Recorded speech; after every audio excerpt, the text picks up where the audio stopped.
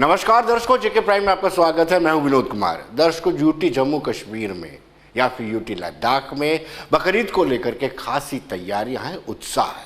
हालांकि कोविड-19 के चलते उतना ज़्यादा खरीदारी नहीं हो पा रही है, लेकिन उसके बावजूद भी काफ़ी उत्साह लोगों में है।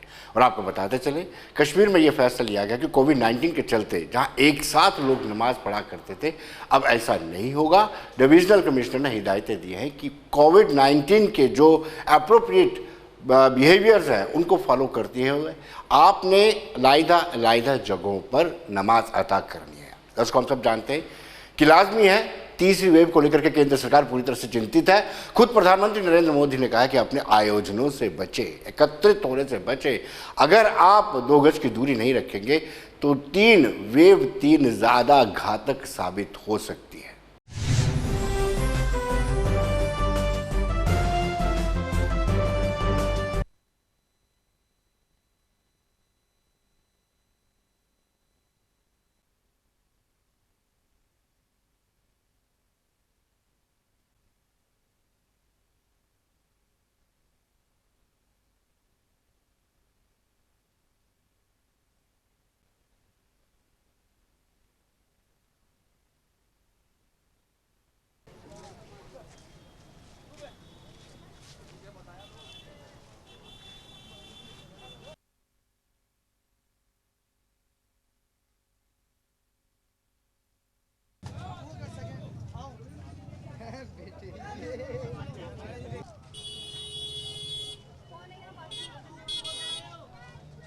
कितने का भाई ये?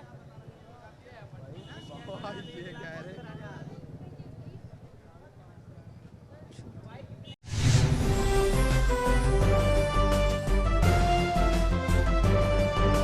दर्शकों, जम्मू में भी बकरीद को लेकर के खरीदारी चल रही है और जिस तरीके से भेड़ों को सजा के रखा गया है, मूल्य लगाए जा रहे हैं, उनकी बोली लगाई जा रही है। हालांकि जो खरीदार हैं वो भी निराश हैं, इतने ज़्यादा खुश नहीं है, क्योंकि इस वक्त कोविड-19 के चलते थोड़ी माली हालत भी उनकी कमज़ोर है। और जो बेचने आ रहे हैं उनका भी ये मानना है कि कहीं ना कहीं ग्राहक ढंग से नहीं मिल रहा है। जो 2019 या उससे पहले की बात करते हैं, उनका कहना तब की बात और थी, लेकिन 2020 में वेव 1, 2021 में वेव 2 और वेव 3 का भी इंतज़ार लोग कर रहे हैं कि अगर वेव 3 से बचना है तो हमने जो SOPs हैं उनको फॉलो करना होगा। फिलहाल हम आपको बताते हैं कि जो बेचने वाले हैं उनका क्या कहना है।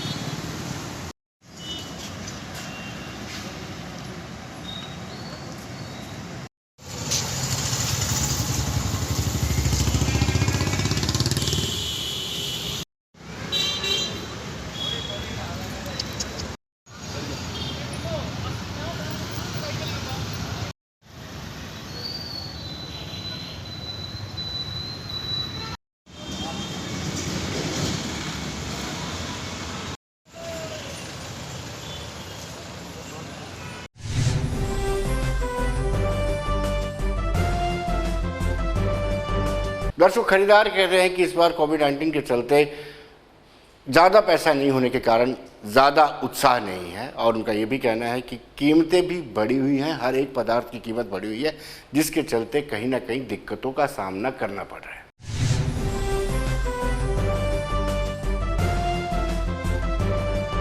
खरीदारी तो ये है कि माल भी महंगा है, लेकिन दूसरा कोरोना के वजह से पैसा कोई नहीं है। फिर देख रहे हैं कोई सस्ता मिलेगा तो लेंगे, नहीं तो जिस तरह अब हवा चली है उसी तरह चलना है, क्या करना है। बाकी ये है कि देखेंगे, गुंजाइश होगी तो लेंगे, नहीं तो ऊपर वाले से भी सच्चे हैं। कोरोना की मार ये है कि काम ही नहीं है, कारोबार ही नहीं है बिल्कुल भी। पहले तो बहुत निकलता था, 50-60 नग बिक जाते थे रोज। इस साल तो 10 भी नहीं बिके अभी। पहले मिसअंडरस्टैंडिंग हुई थी थोड़ी एडवाइजरी की, अब थोड़ा समझ आया कुछ, देखेंगे जो भी होगा उसका कार्रवाई करें।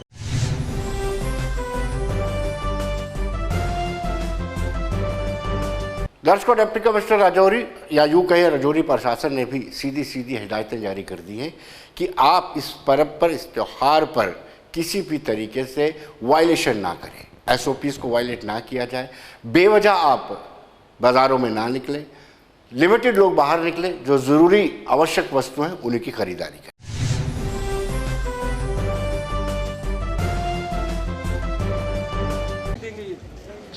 मेरी बात सुनो यार, जो मैं कह रहा हूँ आप कहीं मार्केट से कुछ हम साथ हैं सर जी, मुर्गे वाले नहीं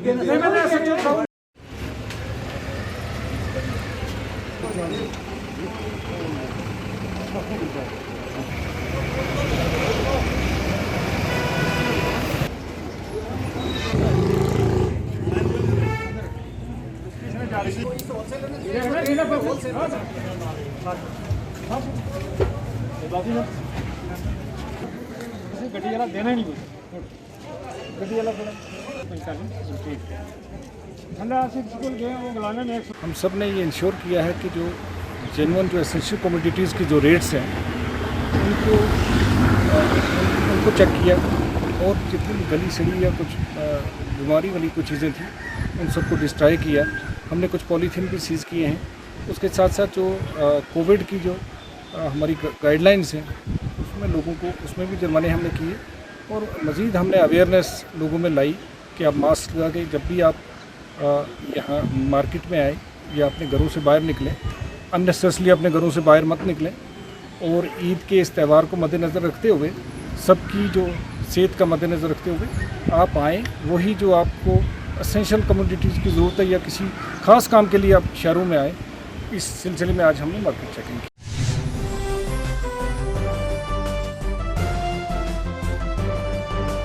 दर्शकों, श्रीनगर से हमारे हिलाल हंजूरी जो सीनियर न्यूज़ एडिटर है वो हमारे साथ फ़ोन लाइन पर जुड़ चुका है, क्योंकि चिंता का विषय ये भी है कि बार बार प्रधानमंत्री या WHO या हेल्थ मंत्रालय जो है वो बार बार ये आगाह कर रहा है कि हमें SOPs को पालन करना होगा, अदरवाइज वेव 3 आ जाएगी।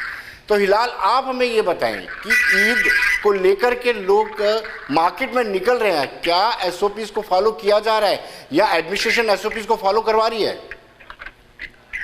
देखिए विनोद जी, इससे पहले ही हमने देखा कि जब से बाजार खुलने लगे हैं तब से ही बाजारों के अंदर जो SOPs है, कोविड-19 की गाइडलाइंस है, उसकी वायलेशन हमें देर तक से ही देखी है। लेकिन ईद के पेश नजर क्योंकि बाजारों में रश बढ़ रहा है, तो इस हवाले से आप मुख्तलिफ डिस्ट्रिक्ट के अंदर और शहर श्रीनगर के अंदर भी न सिर्फ कंसर्न म्यूनिसिपैलिटीज और या कंसर्न जो डिप्टी कमिश्नर ऑफिस है उनकी जानब से आप टीमें रवाना की जा रही हैं, और बाकायदा ऐसे लोगों के खिलाफ चालान किए जाते हैं, उन्हें जुर्माना उनसे वसूल किया जाता है जो मास्क का इस्तेमाल नहीं करते हैं। और खासतौर पर आज जो हम देख रहे हैं कि सोशल डिस्टेंस को लेकर ज्यादा सरकार की तवज्जो नहीं है, लेकिन मास्क का इस्तेमाल जो है उसको मिनिमम जमीनी स्तर पर अमलाने के हवाले से लोगों पर जोर दिया जा रहा है, उन्हें मुतलगा किया जा रहा है कि वो मास्क का इस्तेमाल करे। तो इस तरह से पिछले 1-2 दिन में इस मुहिम में तेजी देखी गई है, न सिर्फ शहरी श्रीनगर के अंदर बल्कि जितने भी जिला सदर मकामात है वहाँ पर, जितने भी बाजार है वहाँ पर ये टीमें रवाना हुई है, और वहाँ पर ये कार्रवाई अब गवर्नमेंट की तरफ से शुरू की गई है।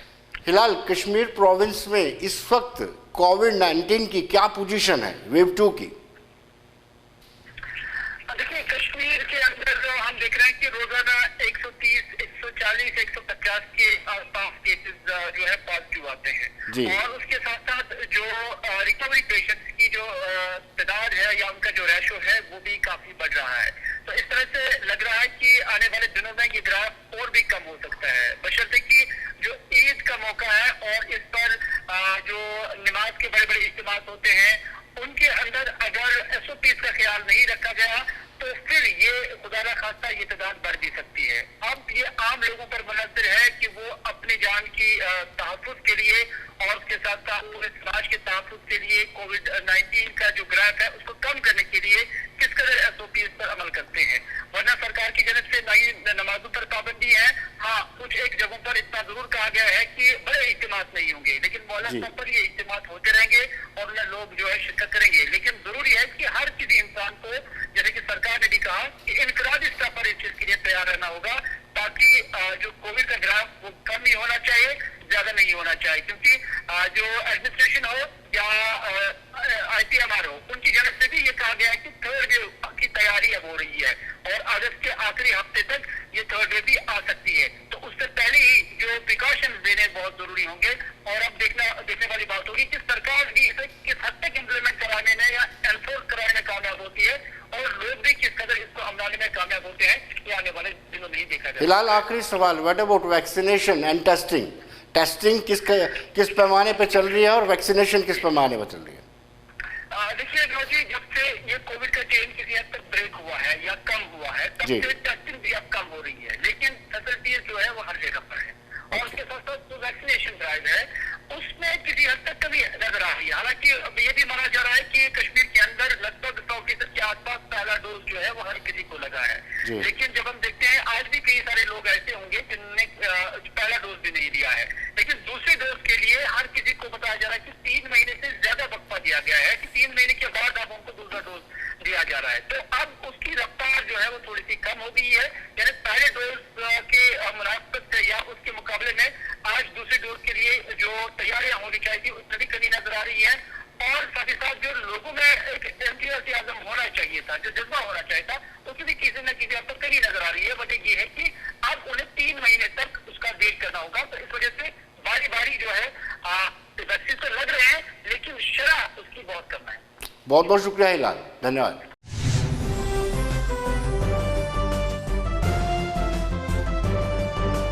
दर्शकों, अब हम बात करेंगे कारगिल विजय दिवस पर।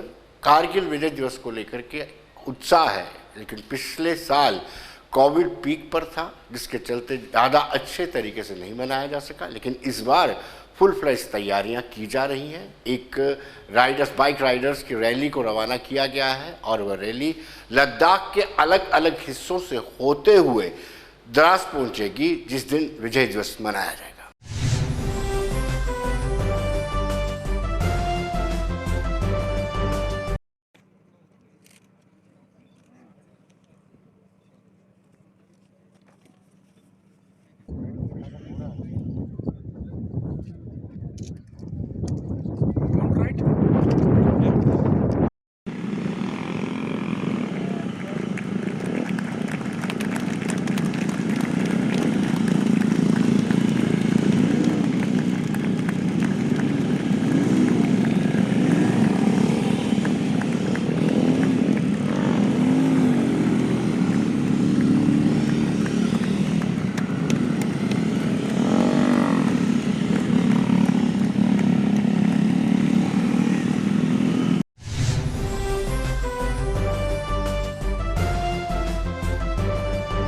दर्शकों, अगर स्थानीय युवाओं की बात करें, लोगों की बात करें, तो उनका कहना है कि एक दिन ही नहीं, यानी 26 जुलाई को ही विजय दिवस नहीं मनाया जाना चाहिए, सप्ताह भर में ये विजय दिवस चलना चाहिए, ताकि जिन लोगों ने शहादत देकर के हमारी सरहदों को सुरक्षित किया है उनको भावभीनी श्रद्धांजलि दी सके। उनका ये भी कहना है कि कहीं ना कहीं इस दिन नेशनल हॉलीडे भी होना चाहिए, क्योंकि ये बड़े फख्र की बात है कि हमने पाकिस्तान को खदेड़ा था।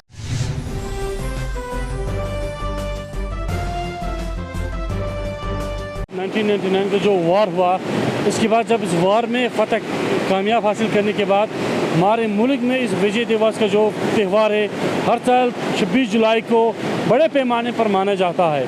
और ये विजय दिवस का जो प्रोग्राम का जो मेन मकसद है, हमारे जो शहीद हुए, जो हमारे फौजी भाई है या सिविलियंस है, उन सबको खराज तहसीन पेश करने के लिए, उनको याद करने के लिए, उनकी कुर्बानी को हमेशा ज़िंदा रखने के लिए, उनकी उमंगों को, उनकी जो अरमान थे उस अरमान को लोगों के दिलों तक पहुंचाने के लिए, उनको हमेशा याद करने के लिए जो विजय दिवस का जो प्रोग्राम है हर साल की तरह इस साल भी उम्मीद है कि करगिल में इसको बड़ी जोश खरोश के साथ मनाया जाएगा।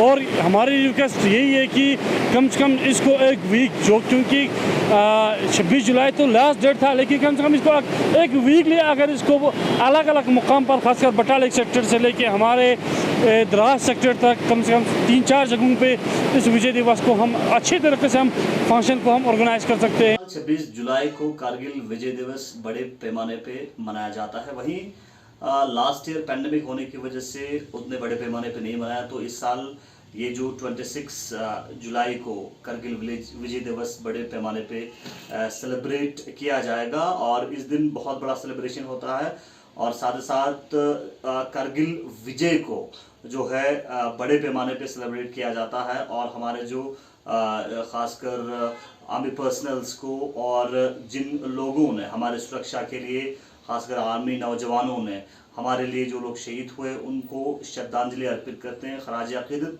पेश करते हैं। और 26 जुलाई को कारगिल और लेह दोनों में खासकर बाइक रैलीज और कार रैलीज भी देखा जाता है। तो यहाँ के लोकल्स भी उस दिन काफ़ी जो हैं खुश होते हैं। दूसरी जानिब लोग यही जो है चाहते हैं और कहते हैं कि कारगिल विजय दिवस को और भी बड़े पैमाने पर सेलिब्रेट किया जाए।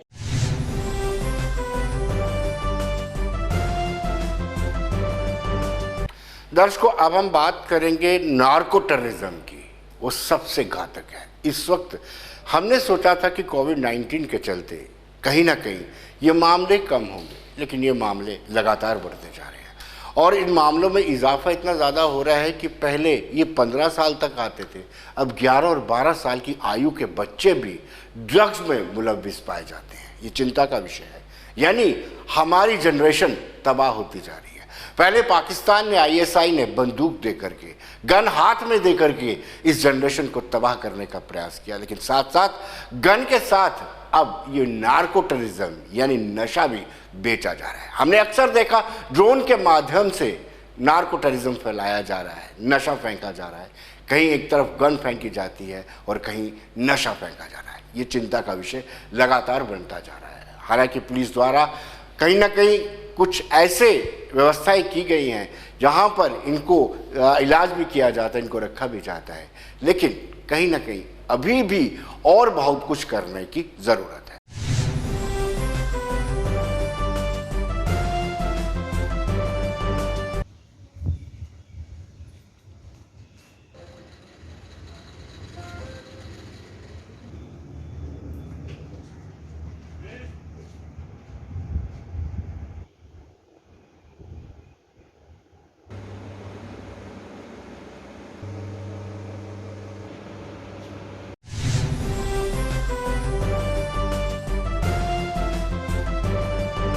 दर्शकों, पुलिस लाइन जम्मू में भी एक रिहैब सेंटर बना हुआ है। उसकी इंचार्ज डॉक्टर से जब हमने बातचीत की तो बड़े चौंकाने वाले तथ्य बताए। उन्होंने ही बताया कि पहले हम 15 साल तक ही देखते थे, लेकिन अब 11 और 12 साल के बच्चे भी आ रहे हैं। चिंता का विषय है।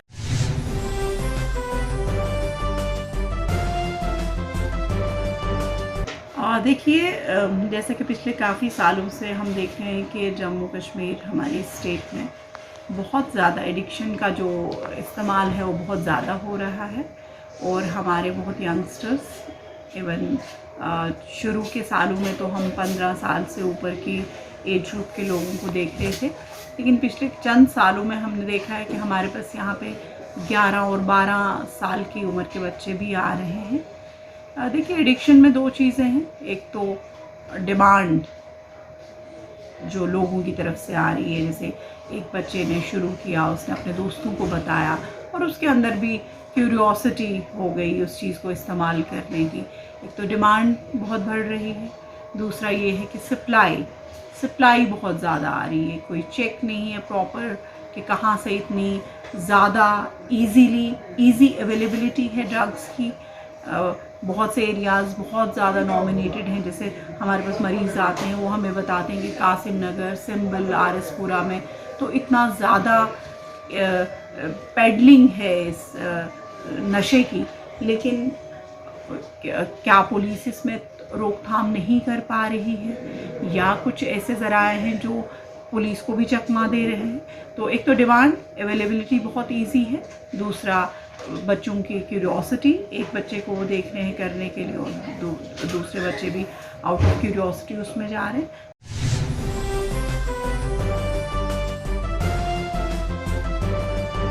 डॉक्टर साहब से हमने पूछा, डॉक्टर साहब आप हमें ये बताइए कि सिम्टम्स क्या होते हैं, किस तरीके से पेरेंट्स को उसको आइडेंटिफाई करना चाहिए कि हमारा बच्चा कहीं गलत चीज़ों में इन्वॉल्व तो नहीं हो गया, इंडल्ज तो नहीं होगा।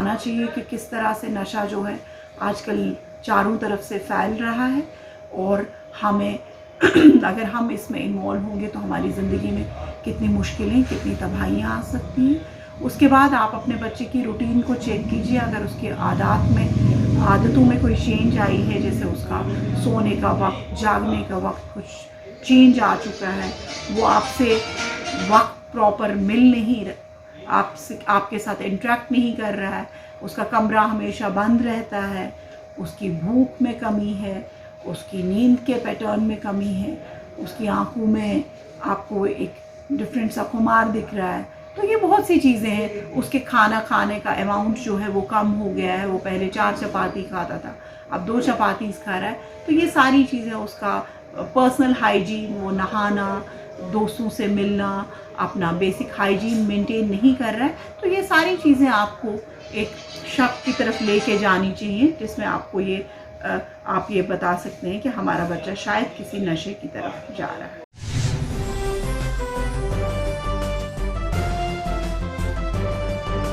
सरकार कितना कर पा रही है, इसके बारे में भी हमने पूछा।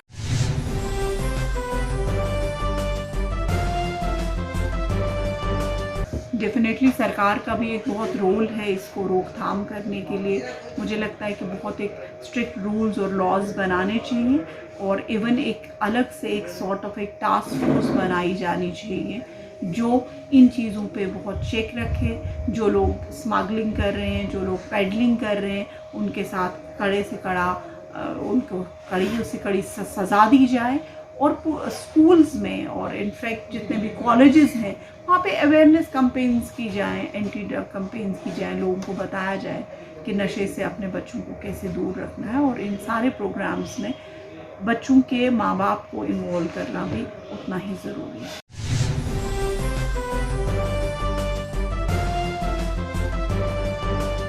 दर्शकों, कुछ लोग जो अपने आप में एक मन बना करके नशा छोड़ना चाहते हैं वो रिहैब सेंटर में आते हैं, और रिहैब सेंटर में हमने उनसे बात की। हालांकि हमने उनकी पहचान पूरी तरह से छुपा के रखी है, और उनका ये मानना है कि वाकई में जो लोग इसमें मुलविस हो जाते हैं, इस मौत के जंजाल में जो मुलविस हो जाते हैं, उनका बाहर निकल पाना नामुमकिन जैसा होता है। लेकिन इस समाज में, इस देश में नामुमकिन शब्द नहीं है। जो चाहे, जो दिल से चाहे, जो निकलना चाहे, जो नशा छोड़ना चाहे, वो छोड़ भी सकता है।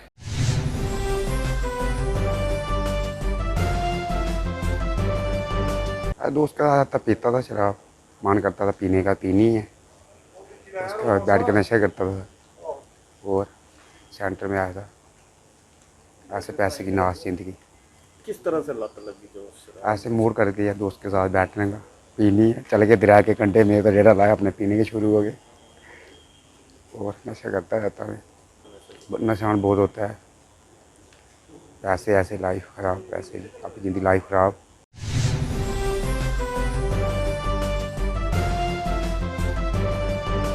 दर्शकों, अगर हम इस साल के आंकड़े की बात करें, जुलाई तक के आंकड़े, तो आपको हम बताते चले 100 करोड़ रुपए का नशा, हीरोइन जो पकड़ी जा चुकी है, और 306 ऐसे एनडीपीएस के मामले सामने आए हैं, और कम से कम 445 से ज़्यादा लोगों को हिरासत में लिया गया है। पिछले साल की बात करेंगे तो 1132 मामले आए थे। 1132 मामलों में से 1622 लोगों को अरेस्ट किया गया था, और जिसमें 30 मामलों पर पीएसए नाफिज की गई थी, यानी पब्लिक सेफ्टी एक्ट के तहत 30 लोगों को हिरासत में लिया गया था। यानी सरकार की तरफ से कोशिश की जा रही है, लेकिन कहीं ना कहीं यूथ लगातार इन्वॉल्व होता जा रहा है।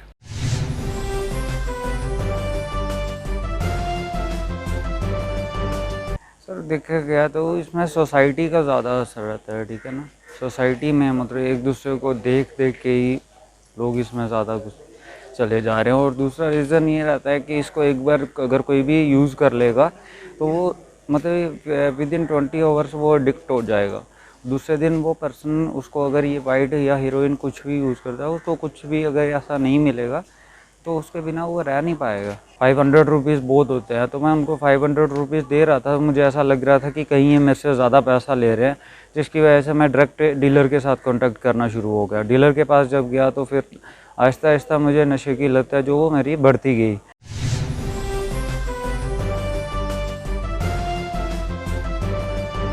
दर्शकों, नशे के खिलाफ जंग लड़ी जा रही है और ये जंग टीम जम्मू लड़ रही है। टीम जम्मू के चीफ जोरावर सिंह से हमने बातचीत की। जोरावर सिंह जम्वाल का ये कहना है कि जिला स्तर पर रिहैब सेंटर होने चाहिए और कानून और भी ज़्यादा सख्त बनाने की ज़रूरत है ताकि जो पेडलर्स हैं उनको जब नपा जाए तो वो बाहर ना निकल पाए।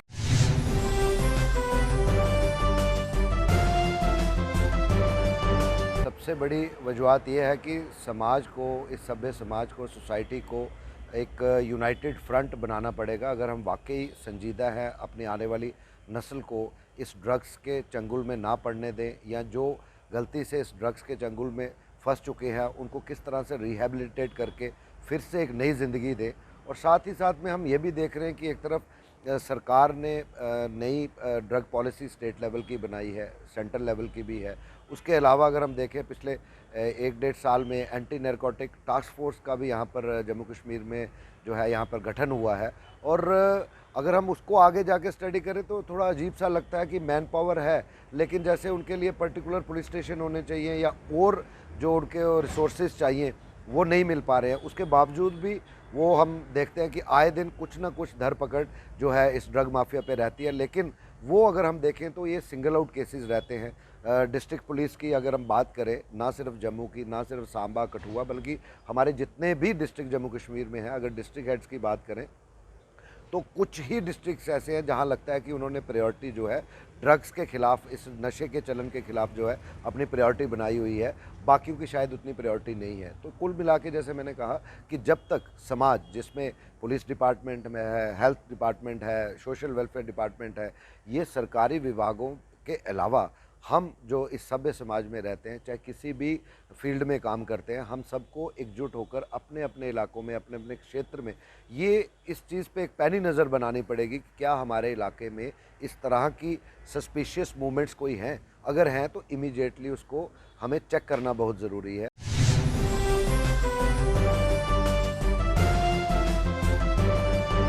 तो दर्शकों, बने रहिए देश दुनिया की खबरों के लिए। मुझे दीजिए इजाज़त।